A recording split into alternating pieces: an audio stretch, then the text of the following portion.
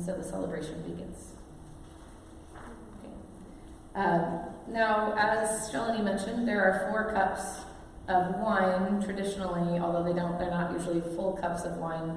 Although it is a really long meal, it can be like 4 to 6 hours, so they could probably handle it.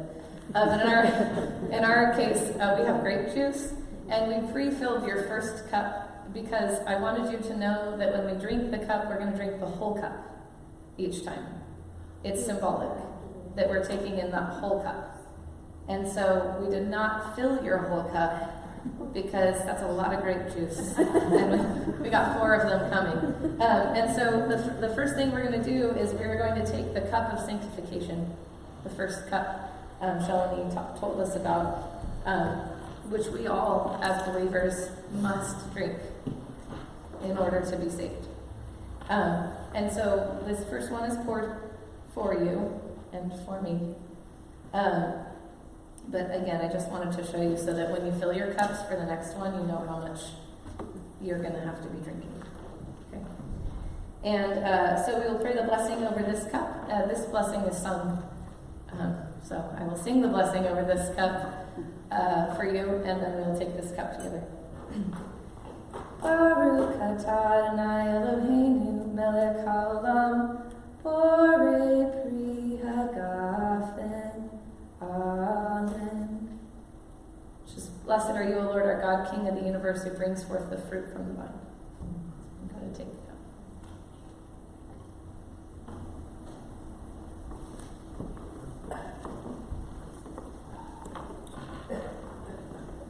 Nice, refreshing grape juice for you. I'm just joking about it because I don't like grape juice. And I get to drink a whole bunch of it today. Okay, so I absolutely love this next part, but I will try not to cry yet. So the next part of this is symbolic, and traditionally you don't have this part on your tables because this would traditionally just be done by the leader, but the next part is the washing of the hands.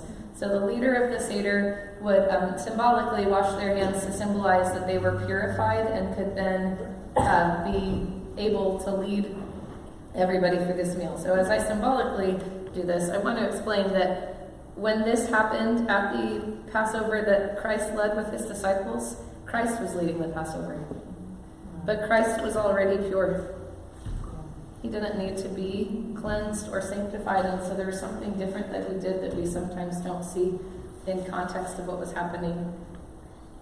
And I'm going to read it to you from John. I had my Bible, but I typed them all out because I thought that would be easier. Here's what happened. At this Passover meal, Jesus rose from supper. He laid aside his outer garments and taking a towel tied it around his waist. Then he poured water into a basin and began to wash the disciples' feet and to wipe them with the towel that was wrapped around him. He came to Simon Peter, who said to him, "Lord, why do you wash my feet?" Jesus answered, "What I am doing you do not understand now, but afterward you will understand." Peter said to him, "You shall never wash my feet." And Jesus answered him, "If I do not wash you, you have no share with me." And Simon Peter said to him, "Lord, not my feet only, but also my hands and my head." That would be me. And Jesus said to him, "The one who is bathed does not need to wash except for his feet, but is completely clean, and you are clean. But not every one of you." For he knew who was to betray him. That was why he said, "Not all of you are clean." And when he had washed their feet and put on his outer garments and resumed his place, he said to them, "Do you understand what I have done to you? You call me teacher and Lord, and you are right, for so I am.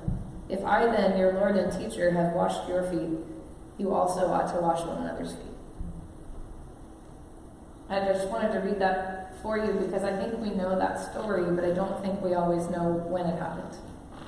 At the moment that Jesus would have cleansed himself, instead he exercised such grace and humility and washed his disciples' feet instead, because they needed to be clean, and demonstrated for us the way we should interact with each other. So that's what comes next. All right, now for some more interaction. The next part is the carpus. Everyone say carpus. Carpus. Carpus is the parsley that you see. All right, so go ahead and everyone needs a sprig of parsley. And then you might want to start passing it around because you're going to need, there's a little bowl like this of salt water on your table. And you're going to need to dip the parsley in the salt water and then just hang on to it for a minute. We get a lot of really tasty treats in the Passover Seder. Okay, so the parsley represents life. The Passover Seder happens in the spring, happens around Easter in our understanding of the calendar. And so this is supposed to represent life that is created and sustained by God. It's also possible, some representations believe that the parsley may also represent the hyssop branch that was used to spread the blood on the lintel and the doorposts. But the parsley is going to represent life, and the salt water is going to represent tears. Remember, the traditional Passover is looking back and remembering God's deliverance of his people from their captivity in Israel. So while God maintains life, he is a source of life, and the parsley represents life, we're going to dip it in tears to remember, traditionally to remember the tears that the people shed when they were slaves in Egypt, but also for us to remember that a life without redemption is a life drenched in tears. And so I will sing the blessing over the carcass, and then we'll take it together. Baruch atah Adonai Eloheinu melech haolam borei pri ha'adamah. Amen. Blessed are you, O Lord, our God, King of the universe, who brings forth the fruit of the earth. And you can go ahead and eat that carcass.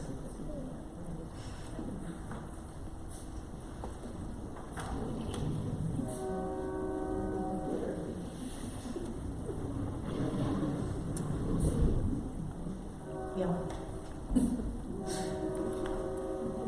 All right.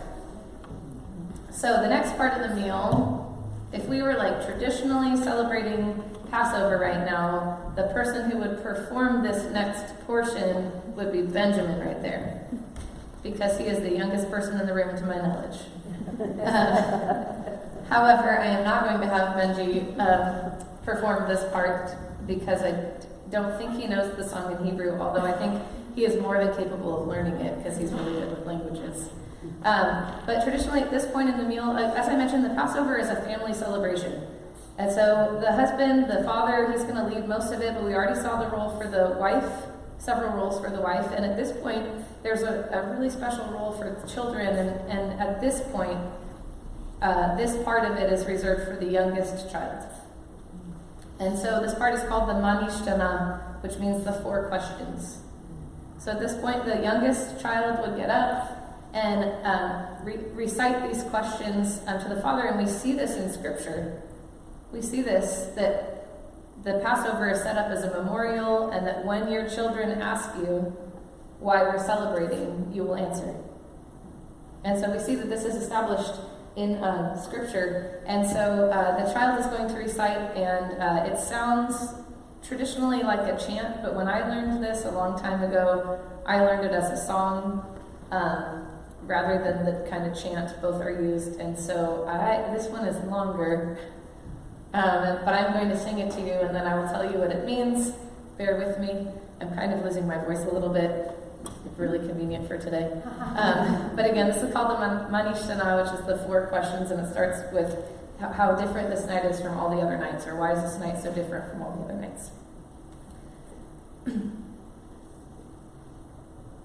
Manishana halayla hazeh mikol haleilot shebehol haleilot anu ochlin hametzu matzah halayla hazeh kulo matzah shebehol haleilot anu ochlin she'ar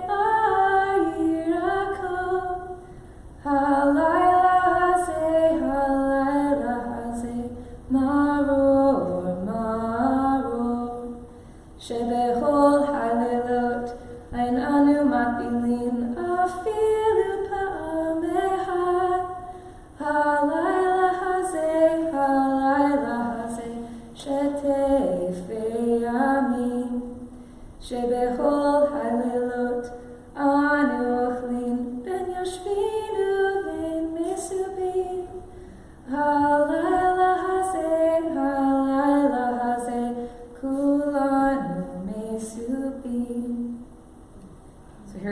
parts. Thank you.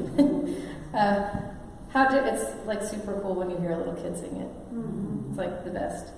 How is this night different from all the other nights? And here's the questions, like just paraphrased for you. Here are the 4 questions, and these questions are important because they set up the rest of the Seder.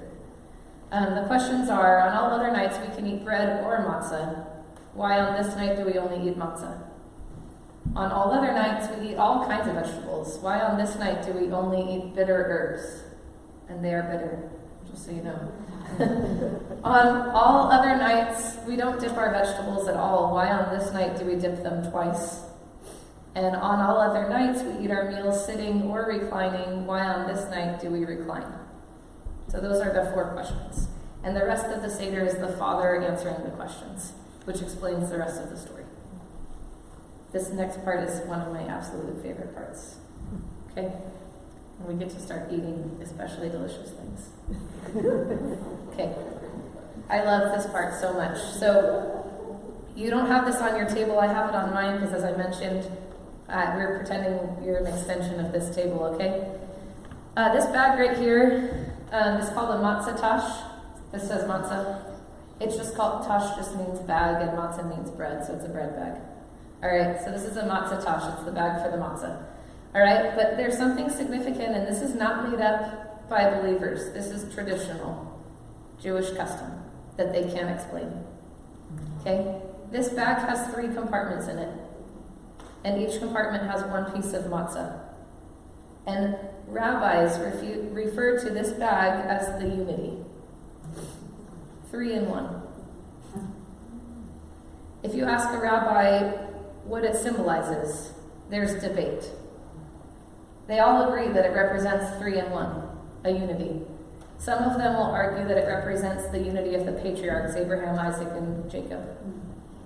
Some will argue that it represents the unity of praise, of worship of the people, with the priests, the Levites, and the people of God. But we know, right? We know what this is. This represents the Trinity, our triune God, Father, Son, and Holy Spirit. Like, it's so clear. And they celebrated this all these years, awaiting a Messiah that they think hasn't come. And year after year, they celebrate with a Trinity. But it gets even crazier, because here's what happens with this. I would reach in to the bag and take out the middle piece of the Trinity of matzah. Okay? Now you have lovely homemade matzah that Janine made and we worked on baking last night, but I have the more traditional matzah up here just for the sake of this demonstration. Okay? And you can go ahead and take a piece of matzah. It's on your table. So this middle piece of the Trinity of matzah is taken, and if you notice, your matzah, it's pierced. Okay? All matzah is pierced. And it kind of looks like it has stripes on it too. It's normally baked on a rack, but all matzah is pierced. It's tradition. It keeps it from rising while it's baking. But this bread represents Christ, who was pierced for us. Okay, so here's what happens to this unleavened bread, right? This bread without sin. The middle piece is taken, and it's put into 2 pieces. And 1 piece is set aside for a moment, and this piece, from the middle piece of the Trinity of bread, is taken and put in a linen cloth and wrapped. And this is tradition. And this piece is referred to as the afikomen. And afikomen means the one that comes later, or the one that comes again, or the one that comes after. Okay? So this is the afikomen, and then the afikomen is taken, and traditionally we would tell all the kids to close their eyes, and it's hidden. So it's wrapped in linen and hidden. The middle piece of the Trinity of matzah. Tradition. Like, this is not a messianic thing, we just know what it means. So for our sake, I'm just going to set it over here. You can pretend like you don't know where it is. We know that the afikomen is going to represent Christ. Perfect and pierced for us, without blemish. Now, we'll take the rest of the piece, and you can take the piece that you've taken at your table, and this is referred to as the bread of affliction. Okay? The first question the kids asked is, on all the other nights we can eat bread or matzah, why tonight do we only eat matzah? Okay, the answer, the father would answer here and explain in the story that the Israelites had to be ready to leave quickly